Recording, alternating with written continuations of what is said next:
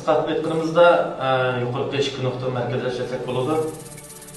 Deganimizdek, birinchisi shu chet eldagi shu 3 xil kuchlarniki qaytadan jonlanib qilish masalasi.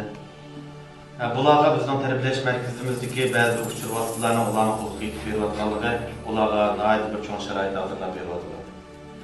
Shu tarbiyalash markazidagi har bir odamni yaxshi kontrol qilishinglar kerak.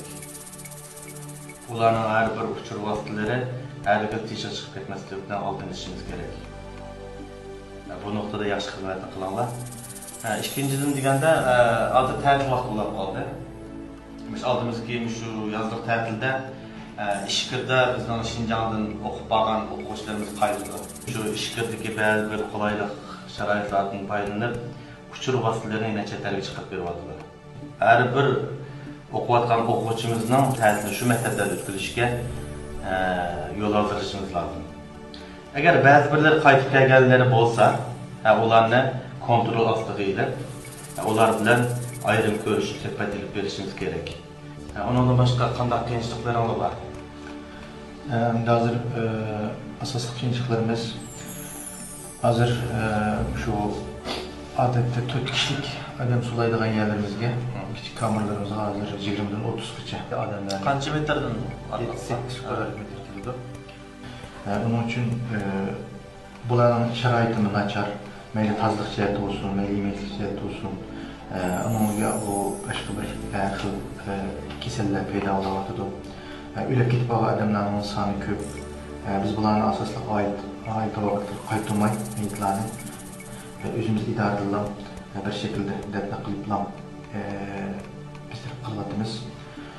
Undan boshqa yana bu xizmat salmoqimiz eğer odam soni ko'p bo'lganligini biz mana shu yil nashriyatga uy qaytardik.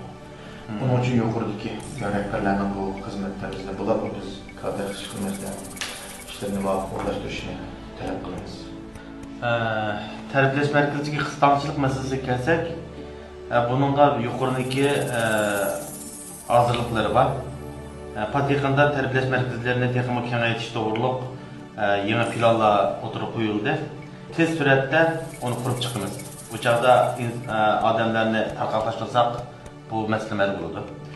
İkinci meseleye kelganda bizdeki hizmetçilerimizden ismini koşup işleş meselesi.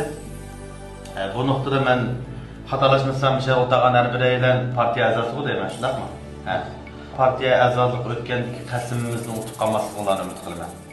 Çünkü hazırki partiyenin kıyınçılık vakitlerde biz her vakit partiyenin kışı duruşumuz gerek.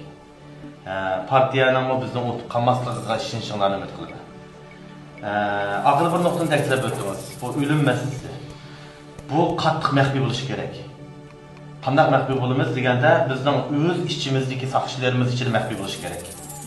Har bir saqchilarimizga bu xizmatni nihoyat yaxshi qilishimiz kerak. Bu nokta muhim.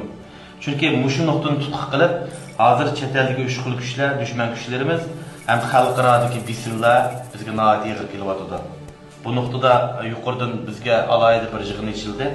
Şu ölüm meselesi, ölgen adam sani qat'iy məxfi bo'lishi kerak.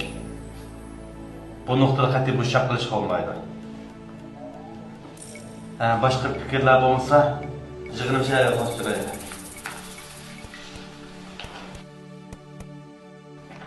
Sizning tarbiyalash markazingizda qaysar sirli kursi bormi? Bor. Uni men bilan ko'rishishga o'rnashtirdim.